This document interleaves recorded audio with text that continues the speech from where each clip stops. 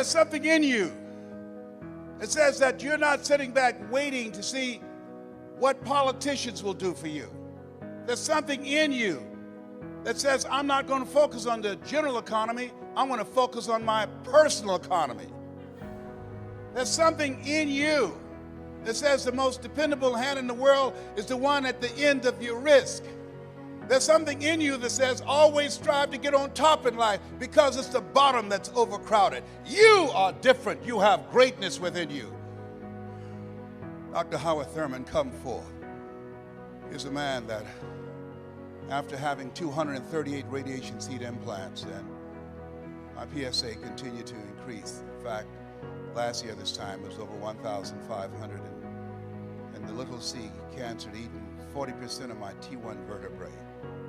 And I was reading his words that night after leaving Florida Hospital, and doctors had told me that cancer had reappeared and metastasized in 8 areas of my body. And I began to laugh as the doctor spoke to me, and he was looking real serious. He said, "Why are you laughing?" I said, "I feel like Mother Teresa." He said, "What do you mean?" She said, "Lord, I know you know how much I can bear. I wish you didn't have so much confidence in me." And now my PSA is 0.0. I'm debt-free, cancer-free. Yes, indeed. I stand before you because of God's grace and mercy. And trust me, it's better to be seen than to be viewed. But Dr. Thurman was called upon by Dr. Martin Luther King Sr. He said, "Howard, I want you to mentor my boy, MLK. He was a member of an elite group of orators and mystics and philosophers in his day. He was an advisor to Mahatma Gandhi and to Abbot Schweitzer. He wrote, 'Deep is the hunger, the voice of the genuine, the centering moment.' He wrote some words that I was reading around 3 o'clock in the morning that grabbed me. He said, the ideal situation for a man or woman to die is to have family members praying with them as they cross over. He said, but imagine being on your deathbed and standing around your bed, the ghost of the dreams, the ideas, the abilities, the talents given to you by life, and you, for whatever reason, you never pursued those dreams. You never used those talents. You never used those gifts. You never used those abilities. And there they are standing around your bed looking at you with large angry eyes saying, we came to you, and only you could have given us life. And now we must die with you forever. And the question is, if you died today, what dreams, what ideas, what books, what leadership, what voice, what story will die with you? Miles Monroe, great speaker out of the Bahamas, said the wealthiest place on the planet is not in the Far East where there's oil in the ground. It's not in South Africa where there are diamond mines. He said the wealthiest place on the planet is there you'll find potential never realized. There you'll find books never written. There you'll find abilities and skills and talents and gifts that the world never had exposure to. Maybe that's why Henry David Thoreau asked in a moment of anguish, what if you live your whole life only to discover that it was wrong? That it was wrong. God had so much more in mind for you. Maybe that's why he said, oh God, to reach the point of death, only to realize that you've never lived.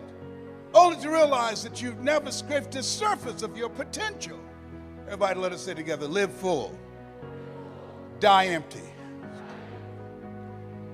And the people in this room have decided to live full.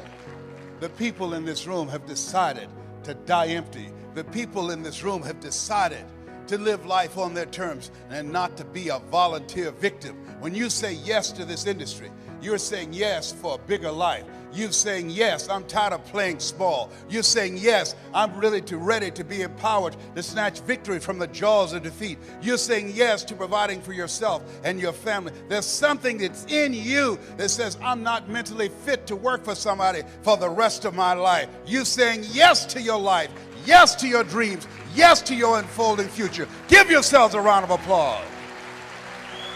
Give yourself a round of applause.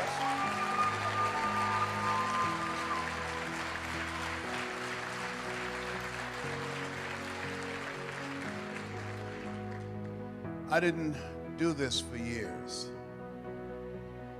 I would go in the balcony of auditoriums and watch Jim Rohn and Dr. Dennis Waitley and Zig Ziglar.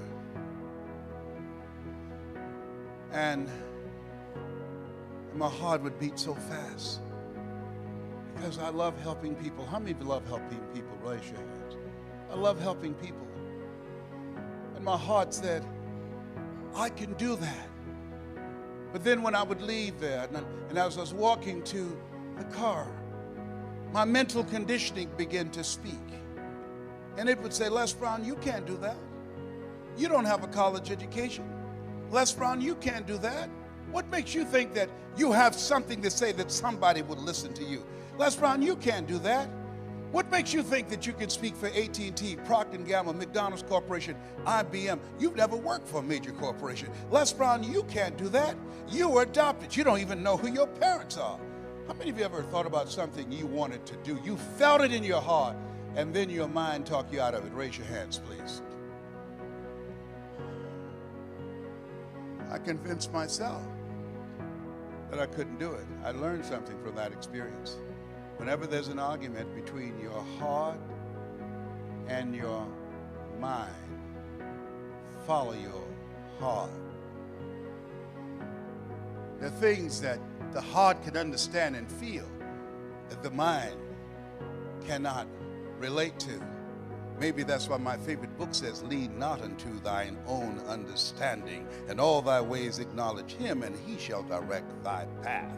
There are things that you feel, that you know in your heart of hearts, that's not logical, it's not practical, it's not realistic, but there's something in you that says, I can do this. I can do this. After facing defeats and disappointments and failures again and again and again, there's still something in you that says, I can do this. Operating out of a thinking when life knocks you down, try and land on your back, because when you can look up, you can get up. I can do this. I can do this. When you present and people say, oh yes, I'd like to be a part of that. Yes, they have the personality and they need it, and they don't show up. You end up being a babysitter. You have to be a counselor and a psychologist and a minister. They challenge you to pray to Jesus and Yahweh and Melchizedek and Buddha. They'll get on your last nerve, have you chanting, Nomi Yoho Renge Kyo. It's interesting when you talk to people about securing their future, and you can't help them to become actively engaged in their own life. A friend of mine named Lorraine had me to come to do an intervention with her brother that was addicted to drugs, and he told us to get out of his house. And as we were going down the steps, I said, I'm sorry I failed. I'm so disappointed. And she said something that I'll never forget. I want you to remember. She said, Les, most people won't participate in their own rescue. Wow.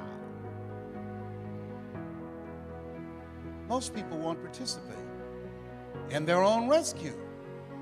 You have a vehicle that will allow them to create their own job. You have products that people need. You have training and coaching where they'll be in business for themselves, but not by themselves. You have leadership of people who've proven that it's possible you can live your dreams. It's possible you got a shot at creating a fortune. Everybody's not going to do it. We can't predict performance. And all you are saying, hey, listen, here's an opportunity. And don't take it personal when people say no to you. They're not saying no to you. They're saying no to themselves. They're saying no to living a bigger life. They're saying no to what's going on in their head because they're suffering from possibility blindness. They can't see themselves doing more. They don't want to do that extra work. So they're saving you some time. They know they're trifling and don't want to work. Don't try and convince them to say yes. A person convinced against their will is of the same opinion still. This is hard work. H-A-R-D and H-E-A-R-T. Hard work and heart work. You got to gut this out. You've got to know your vitamin. You've got to fail your way to success. You've got to be unstoppable. You have to operate like Willie Jolly, who said a setback is a setup for a comeback. You've got to be relentless when you're building a business. You've got to be able to have courage after you face rejection and again and again and again. After somebody tell you they're going to show up and then they don't come, they don't return your calls. It takes courage. You go out and start talking to people. It takes courage when creditors are breathing down your neck and family members saying, oh, there he goes again with another pyramid scheme.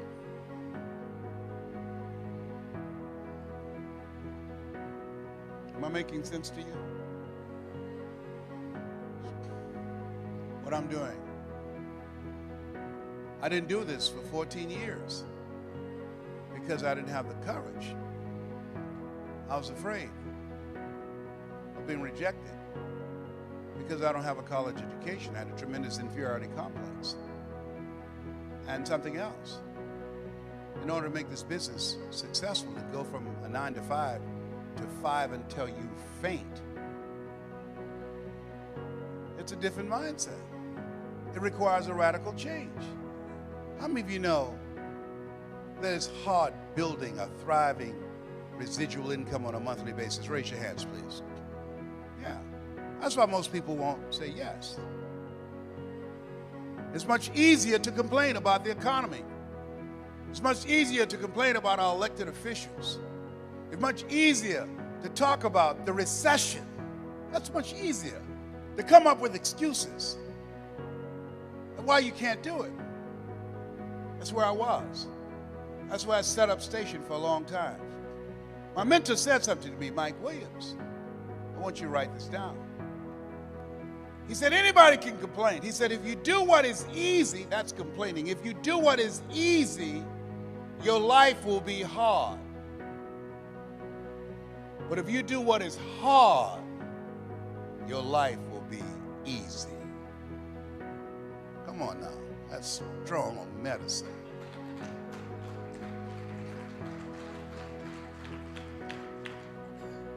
If you do what is easy, complain about your situation, your circumstances. If you do what is easy, stand around and be a volunteer victim like everybody else. If you do what is easy, surrender and give up on your dreams, become depressed and bitter and angry. Anybody can do that. If you do what is easy, your life will be hard. But if you do what is hard, keep coming back again and again and again. If you do what is hard, approaching strangers, talking to people in shopping malls, get up dressed every day, going out prospecting, knowing some way, somehow, with a spirit of expectation, somebody's out here looking for an opportunity. You can go outside right now and see some pigeons, but you're out hunting for eagles, and they're not common. And if you do that over and over and over again, somebody's going to show up. Somebody's going to say, I'm the one.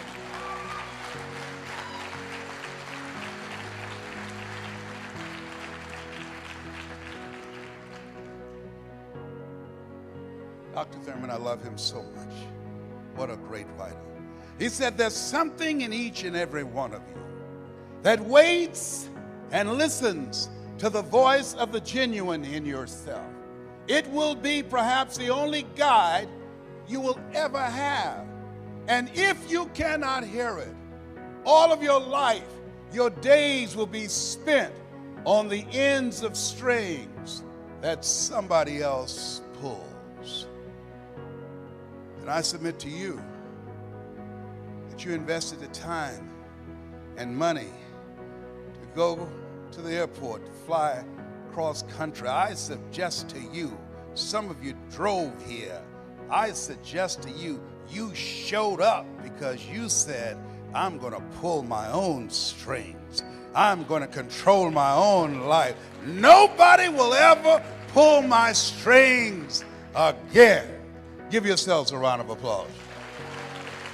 Here's something else. As you look at yourself, look at your goals, and look at the things that you want to do, put yourself out there. When I decided that I wanted to speak, I didn't want to just be a speaker. My goal was to be a dominant speaker in my niche. You've decided you want to be a category king or queen. You didn't just want to be one of the players, you wanted to be a player, the player. And that's why you're here. Iron sharpening iron. That's why you're here, learning some stuff that you don't know right now that will allow you to provide a quality of service for your customers and an experience so that when they leave there, they feel better about themselves. You're getting them in alignment with their vision of themselves and their body. They leave there feeling better about themselves, but talking about you because of the experience and because of the relationship.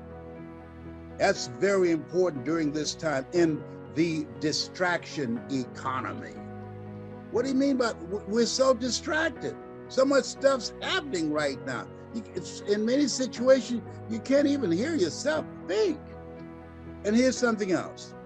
And I'm going to just, I've got something I'm going to send you. This is very important. The master key when I'm looking at my life and I'm asking myself, how did I get here? Look for ways in which you can upgrade your communication.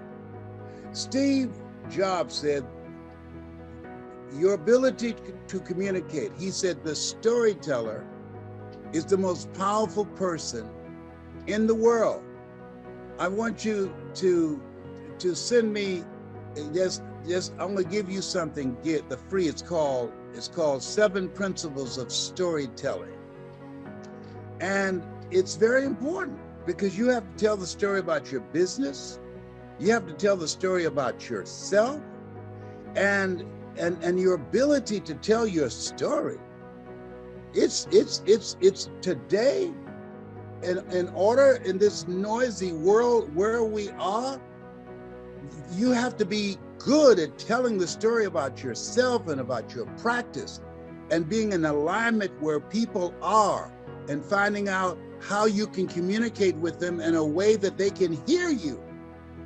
One of the things about your industry and most industries that a lot of people don't know, it's an ongoing process of educating people with a story that creates the thirst.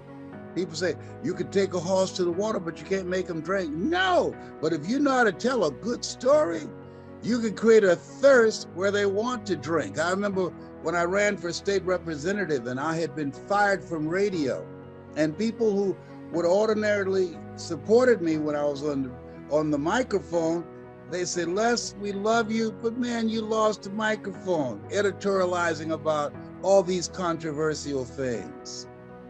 We can't support you, man, and you don't have a chance of winning. You don't have no experience, and you don't have any money to fight the party, all the media supporting your opponent. But they miss one thing. I had a story, and when I was on air as a disc jockey, I used to talk about my mother.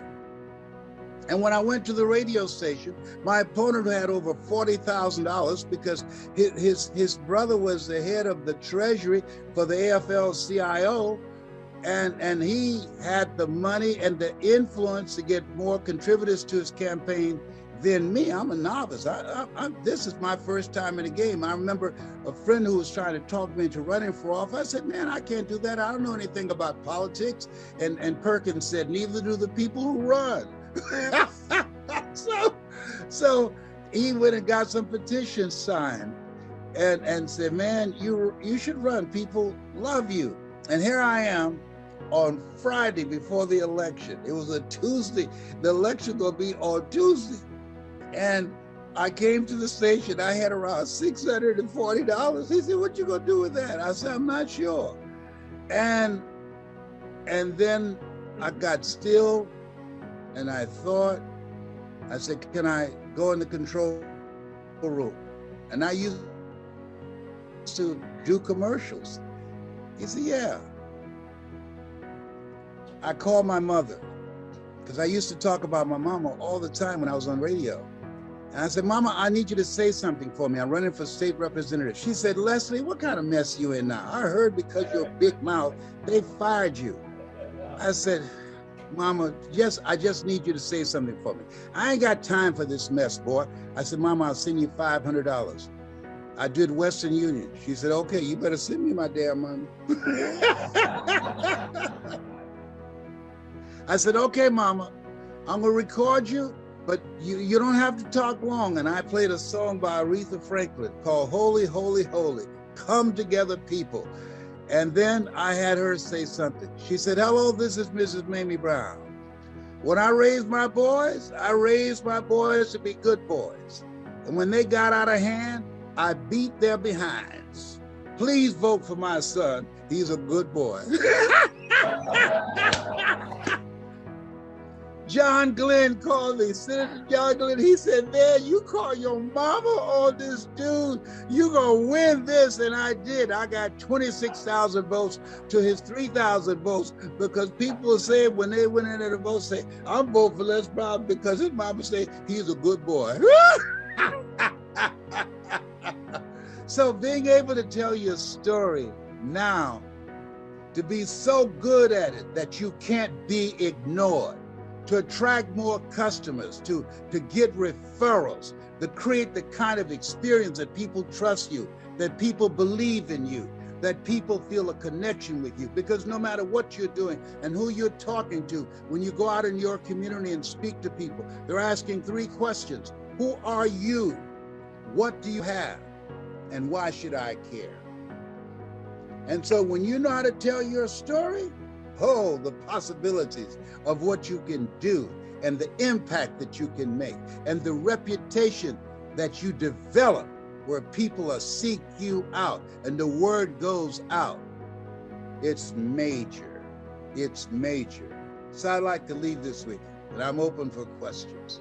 If you want a thing bad enough to go out and fight for it, to work day and night for it, to give up your time, your peace, and sleep for it. If all that you dream and scheme is about it, and life seems useless and worthless without it, and if you gladly sweat for it and fret for it and plan for it, and lose all your terror of the opposition for it, and if you simply go after that thing that you want with all of your capacity, strength and sagacity, faith, hope, and confidence, and stern pertinacity, if neither cold poverty, famish, or gold, sickness or pain of body and brain can keep you away from the thing that you want, if dogged and grim you besiege and beset it, with the help of God, you'll get it. I like to ask whether or not you have goals, but I want to ask you another question.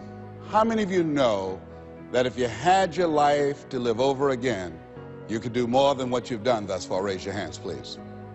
Now, that proves the point that what we do and what we accomplish in life is only a tip of the iceberg of what's possible for us. So I want you to think about some goals that you'd like to achieve, and I'd like for you to, let's say, break them up in 3 categories. Number 1, I want you to think about some personal goal you'd like to achieve. And I'd like for you to think about some career goal, some business goal that you'd like to achieve. And I want you to think about some social contribution, some impact you'd like to make with your life. It was Horace Mann who said, we should be ashamed to die until we've made some major contribution to humankind. I believe we live in the greatest country in the world that gives us an opportunity to leave our mark, to make a statement with our lives. And as you think about these goals, whatever those goals are, I want you to dramatically increase those goals. And I want to warn you, I don't want you to think about how you're going to do it. How is none of your business. The most important thing is just to increase those goals dramatically. I've found that most people fail in life, not because they aim too high and miss. Most people fail in life because they aim too low and hit. And many don't aim at all. So raise the bar on yourself and don't ask how you're going to do it. I'll never forget when I decided that I wanted to become a motivational speaker. I saw the late Dr. Norman Vincent Peale, and my heart said, I can do that. But my mind asked the question, how? And for over 14 years, I would go see Zig Ziglar and Dr. Norman Vincent Peale and Jim Rohn and different speakers, and I would be in the audience, and my heart would pounce and say, you can do that, Les. And then when I would leave, I would be going to the parking lot, and my mind said, how are you going to do it? And I spent so many years trying to figure out how. I wasted 14 years. How many of you ever procrastinated? Raise your hands, please. Yeah, see, so as you begin to think about your goals, the most important thing is, and write this down, commit yourself. See, once you commit yourself, the how will come, the way will come. Once you commit yourself, you will then figure it out. And if you're going in the wrong direction, all you have to do is turn around and go in the other direction. You will figure it out. You want to begin to just challenge yourself. You want to stretch yourself because you really don't know what you can't do. I'll never forget the first day that I met Mr. Washington. I was born in a poor section of Miami, Florida called Liberty City. I was born in an abandoned building on a floor with a twin brother. And when we were 6 weeks of age, we were adopted. And when I was in the 5th grade, I was identified as EMR, labeled educable, mentally retarded, put back from the 5th grade to the 4th grade. And I failed again when I was in the 8th grade. I don't have any college education, but because of my mother, and I feel like Abraham Lincoln, who said, all that I am and all that I ever hope to be, I owe to my mother. I saw a sign once that said that God took me from my biological mother's womb and placed me in the heart of my adopted mother. So my first major goal was to buy my mother a home, to take care of my mother. And I did that, took care of her until she passed at 88. But I'll never forget when I met Mr. Washington. I was in a class waiting on another student, and he came in and he said, young man, go to the board and work this problem out for us. I said, oh, sir, I can't do that. He said, why? I said, I'm not one of your students. He said, look at me. I said, yes, sir. Go to the board and work the problem out anyhow. I said, sir, I can't do what you're asking me to do. He said, why? Sir, because I'm educable, mentally retarded, sir. And as the students erupted in laughter, he came from behind his desk, he looked at me and he said, don't you ever say that again. Someone's opinion of you does not have to become your reality. And that was a turning point in my life. On one hand, I was humiliated. But on the other hand, I was liberated. Because he looked at me with the eyes of Goethe, who said, look at a man the way that he is. He only becomes worse. But look at him as if he were what he could be. Then he becomes what he should be. And so Mr. Washington, he challenged me. And I want to challenge you right now about raising your goals. And I want you to shake someone's hand on your right and left, look them in the eyes and say, stretch yourself. Yeah, see, I think that you really have to stretch yourself to discover your stuff. I think that we have to really begin to experiment with life. And I said that you have something special. I didn't say that just to be kind and courteous. You do. See, I think that there are not many people that come to seminars and workshops or will watch a program of this nature. Why? I just think that most people are just satisfied to where they are. I'm reminded of a man one day. He was walking down the street and he passed his porch where some people were on the porch talking, and there was a dog moaning and groaning. And he was curious why the dog was moaning and groaning. And he went back and he said, excuse me, he asked the owner, why is the dog moaning and groaning? The guy said, because he's laying on a nail. He said, well, why won't he get off? He said, it's not hurting bad enough for him to get off. Just hurting bad enough to moan and groan. How many of you know people who should be here? Raise your hands, please. How many of you know people all they do is moan and groan? Moan and groan. I'm not making enough money. Moan and groan. I'm unhappy with my job. 87% of people go to jobs that they hate. And in addition to that, you know, as we know that we have the dubious distinction in this country that on Monday morning, the heart attack rate increases over 35%. On Monday morning between 6 o'clock and 9, people going to jobs that they hate. The heart said, didn't I tell you I didn't want to go? And attack them. Some of you don't want to go to work next Monday. So the thing is this. So you want to find out what resonates with you. What is it you really want to do? You want to experiment with life and find out what fits for you. You have something special. You have greatness within you. You have the ability to do more than you can ever begin to imagine. See, I believe that anybody through observation and practice can perform at the level of excellence. But when you're pursuing your greatness, and this is worth writing down, you don't know what your limits are, and you act like you don't have any. So I say to you, you have something special. You have greatness within you. And I want to make 4 things clear. Number 1, everything that I'm going to say, you already know it. If what I share, the message that I'm going to express right now and share with you, if it wasn't a part of who you are already, you wouldn't be in the audience. That's number 1. That's very important. It's already in you. I'm going to only confirm and validate that which is a part of you anyhow. The second thing is everything I'm going to say to you, you've heard it before. From people with college degrees and credentials, I can't hold a candle to. It's common sense, but not common practice. Third thing is, I don't want you to agree with me, and I don't want you to believe me. I just want you to be open to some things right now. I want you to think beyond that which is commonly allowed. And I'm going to tell you what I'm up to. I want you to think about your goals, and I want to tell you what I'm going to do right now. My whole goal is to get past your mind. That's my whole challenge, and there's nothing you can do about it. I'm going to do that. See, your assignment was to show up.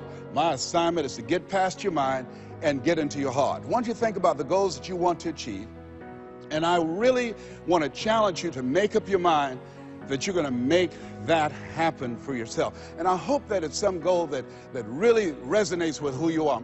When I was a little boy, my goal was to just buy groceries for our family. My mother worked on Miami Beach. She was a domestic worker. And my goal was to really be able to go to the grocery store and purchase groceries ourselves. The families knew that my mother had adopted 7 children. And so they said, Mamie, whatever food is left over after we eat, you can take that home to the children. They were very kind, very, very considerate people. My mother, who when she worked on Miami Beach, the people were very kind. I was appreciative of their generosity. But as a little boy, I said, Mama, one day, when I become a big boy, I'm going to be able to buy groceries for us. My goal as a little boy was to buy clothes for my brothers and sisters. We wore the hand-me-down clothes of the children that Mama babysat for when she went over in Miami Beach. And if the clothes were too small, she would let them out. And if they were too large, Mama could sew and take them up. And I'll never forget David Sadursky. His father was very wealthy. Mama worked for him, but David was my buddy. And so his father gave him 2 gifts for his birthday. Gave him a brand new boat, but he also gave him some motivational tapes. Earl Nightingale, I'll never forget. So he said, David, man, let me tell you something. When I die, you're going to get everything. I want you to listen to these tapes. And when his father left the room, David threw those tapes in the wastebasket. I said, David, could I have those tapes? He said, yes. I said, man, your father said, if you listen to these, you can get more and do more than what he's done. He said, hey, look, I'm going to get everything anyhow. Go ahead, take them. I told my children, I'm not leaving them anything. You know, if I had a quarter and thought I was going to die, I'll swallow it.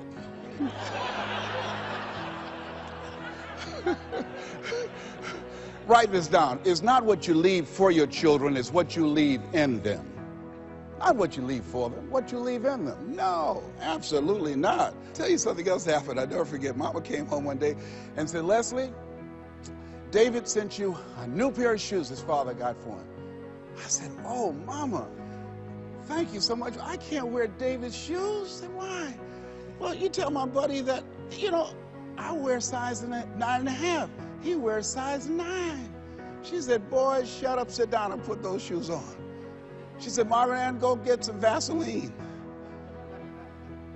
And she came in there, and my sister started rubbing the Vaseline on my feet. And she said, run some water in the bathtub.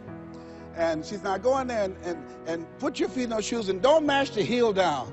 I said, Mama, shut up, boy, don't mash the heel down. And then she had me to get in the bathtub. I said, Mama, these shoes hurt. She said, get in there and walk around in the water. And I'm walking around the bathtub. Then she tried to distract me. I knew what she was doing. How'd you do at school today? I did good. Did you get in any fights? No, ma'am. You know you fought somebody. Well, I only hit 3 people today. and then after a while, she said, how you doing? I said, well, they hurt. Do they hurt as bad as they were before? No, ma'am, they feel a little bit better. Keep on walking, keep on walking. And then after a while, when the leather soaked up the water, the leather began to stretch to a perfect 9.5. You think Fortune 500 companies started talking about doing more with less? My mother's been doing that for a long time. It's amazing what you can do. But who would have thought, anybody looking in on this kid and these 7 children, who would have thought? And I look at you, I say, you have greatness within you. You have the ability to do more than you can ever begin to imagine. No one could have convinced me that I would be doing what I'm doing right now. You know, the easiest thing I do every year is go into a sales organization and dramatically increase their sales, or go into a prison and enable prisoners to see themselves differently and teach them the methods and techniques of how to plug into the system, or motivate young people to begin to see how they can have a vision of themselves in the future and fit. That's the easiest thing I do, or train a speaker to help them to leverage their experience as a speaker and say, look, speaking is a projection of who you are, not who you think you ought to be, and come with power from a platform. That's the easiest thing I've ever done. Let me share with you the most difficult thing I've ever done. The most difficult thing I've ever done was to believe that I can do what I'm now doing. No one could have convinced me, just given my circumstances. I earn millions of dollars every year. No one could have convinced me. If both my parents came up here right now, I would not know either one. No one could have convinced me, being labeled educable, mental retarded, born in an abandoned building on the floor in Liberty City, poor section of Miami, Florida, failing twice in school, no college training, never worked for a major corporation. I did not know I can do what I'm doing right now. I'll never forget Mike Williams, my mentor. I think a lot of people fail in life because of the fact that they need some mentoring. They need some coaching. Repeat out to me, please. You need some coaching. Yeah, see, you can't see the picture when you're in the frame. I remember Mike saying, Les, you can do this. Mike, how, man? Wait a minute, Mike. How much am I going to be able to charge, Mike? Les, you could start out at $1,000 an hour. Mike, I don't make that working for 2 weeks. Come on, Mike.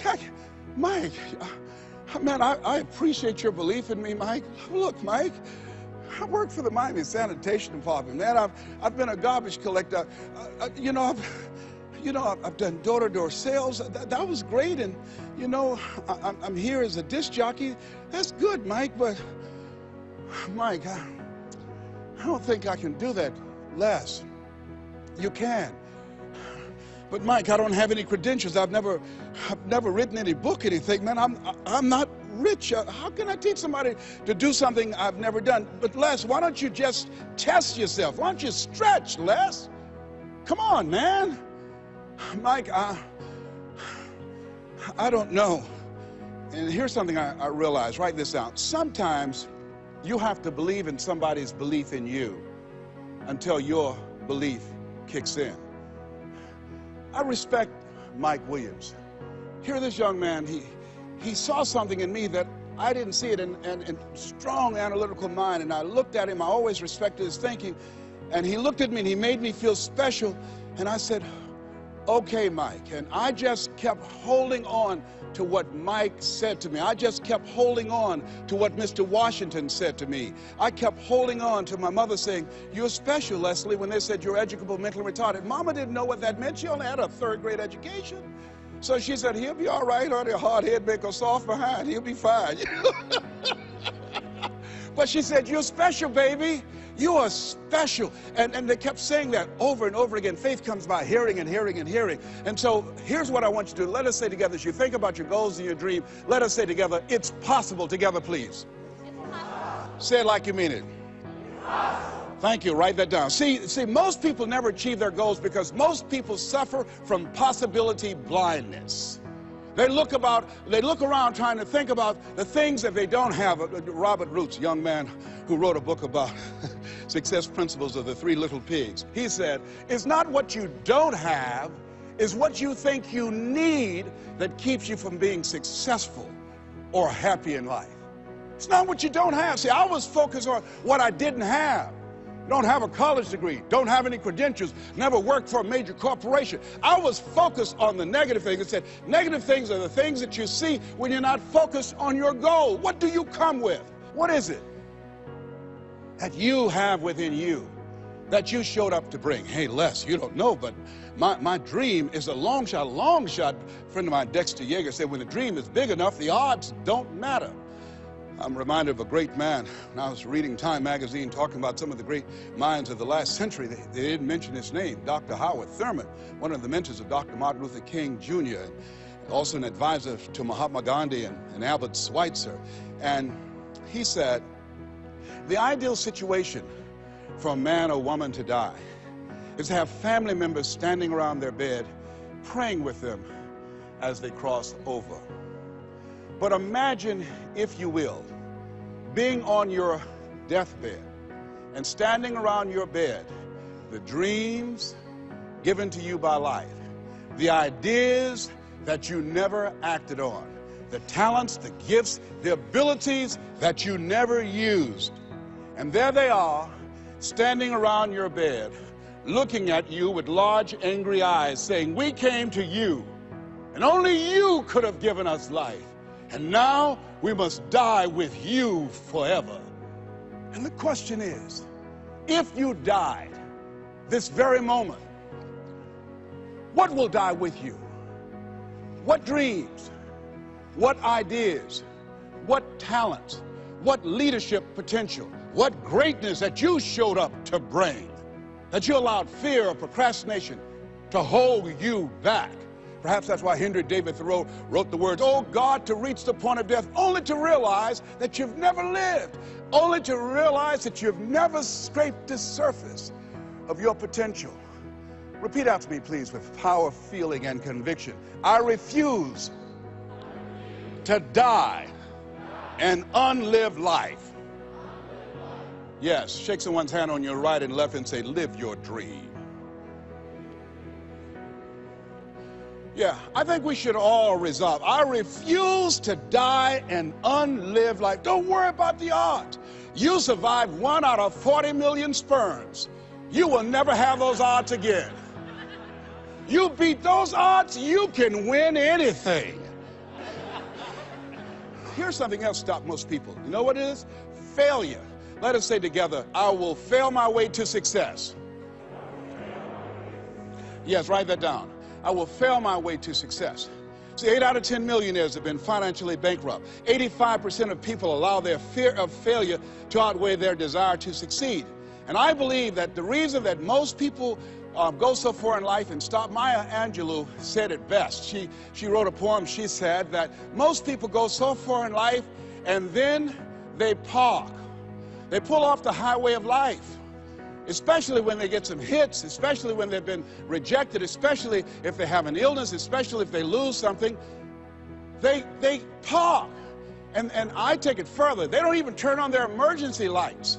It's not because that they are broken down. They don't want anybody to stop and say, hey, look here, I've got some jumping cables in my trunk. You need a jump? Hey, look here, there's a service station ahead about 3 or 4 miles. I have a can. I can take you up there and get some gasoline. Oh, no, I'm just fine. I had a talk show once, and highest rated, fastest canceled talk show in the history of television. Well, at least I had one. And I was excited. You know, when time I came into television years ago, television was based upon conflict and controversy. So I said, I want a solution-oriented talk show. First concept of that kind. High ratings. And the syndicators say, you just got lucky. Come on, let's do these other type of shows. You can be a Jerry Springer. Oh, no, that's not why I came here. No, I believe that we live in the greatest country in the world where we should hold ourselves to certain standards. I'm not going to come here and sell out on who I am. I'm not going to compromise. I'm not going to lower my standards for you. No, that's not why I showed up. And so they fired me. Security walked him out. I said, I can walk by myself. But let me tell you what happened. I took a hit and I parked. It wasn't that I didn't have the ability to do more. My concept was good. But what happened when I took the hit, when they canceled the show, I canceled myself. When they said the show is going to be taken off television, it won't work, I told myself, Les, you can't succeed in television. And I parked. You know what I did? I went back to my comfort zone. As a motivational speaker, at least I'm doing better than most people. That's nothing to compare yourself to worse that other people are doing and then make yourself feel better. No, I parked. I didn't have my emergency lights on. I didn't want to show up on the radar. I parked. You know how long I parked? I parked for 10 years. Do you hear me? Now, unlike Regis Philbin, when his shows were canceled, he kept going, he kept going, he kept going, and he got other shows. I bet you somebody gave him a push. Somebody said, hey, you need a lift? I didn't even make that an option for me. I got off the highway, I went back to my comfort zone, and I parked. The show failed, and I identified myself as a failure. And guess something happened. One day, just flipping the channels, looking at PBS, and saw Wayne Dyer, my friend Wayne Dyer. And boy, I said, wait, we're both in our 60s. Wayne is still doing it. Wow, the little hair he has, it's gray, he's still there. I said, hey, I've got some more stuff in me. I've got another PBS special in me. I've got some other ideas. You know, Oprah and Phil, they're doing my stuff. Maybe I need to come back out here. And I went back and started calling PBS and different people. They said, Les, what happened to you? I said, well, I didn't know whether or not anybody would be interested in me because the show was canceled. No, you had some good ideas. And when they said, yeah, we would love to do a show with you, I said, you would? They said, yes. And when I went into the studio and people that I worked with 10 years ago, they were still there. And I said, guys, you know, do you guys still have it? They said, we have it. Do you have it? I said, I think so. And I did the show, and I wasn't as good as I was 10 years ago because I was off the highway. I'd gotten off the highway of life. I'd been parked for so long. It's taking me some time to get my strength back, to find my power, to get my confidence back. But at least I'm back out there in the game, determined to dry empty.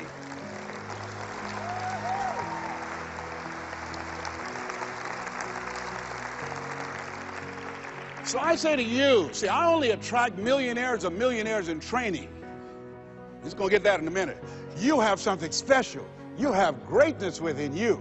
And the only reason you're here, you are my assignment. You can feel me. Some of you feel me right here in your heart of hearts. And my goal is to get past your mind and into your heart. So it's necessary that you have the mindset that I can do this. You've got to begin to believe and to fortify that belief and feed that belief by listening to tapes, going to seminars and workshops, by challenging yourself, by stretching yourself. It was Osborne who said, unless you attempt to do something beyond that which you've already mastered, you will never grow. And as you begin to challenge yourself, you'll discover some things about yourself that you don't know right now. The other thing is you begin to look at yourself, look at your dreams, and begin to experiment and stepping into your greatness. One of the things that's very important, whatever goals and dreams that you have, repeat after me, please. Make your move before you're ready. You have Price Pritchett, who's a great motivator and trainer, said, make your move before you're ready. We're instructed in life to walk by faith and not by sight. See, you want to really begin to stretch yourself. You want to become a risk taker. You want to raise the bar on yourself. Most people won't do that. See, most people engage in low-life living, low-risk living. Viscott said, if you're not willing to risk, you cannot grow. And if you cannot grow, you cannot become your best. And if you cannot become your best, you can't be happy. And if you can't be happy, then what else is there? I like what Helen Keller said, life is short and unpredictable. Eat the dessert first. And so, you want to begin to take some chances. You want to begin to challenge yourself and make it okay to fail and learn from your failures. Don't allow fear of failure and the the allure, the attractiveness of playing it safe in life to draw you in. You can't get out of life alive. You got to die to leave here.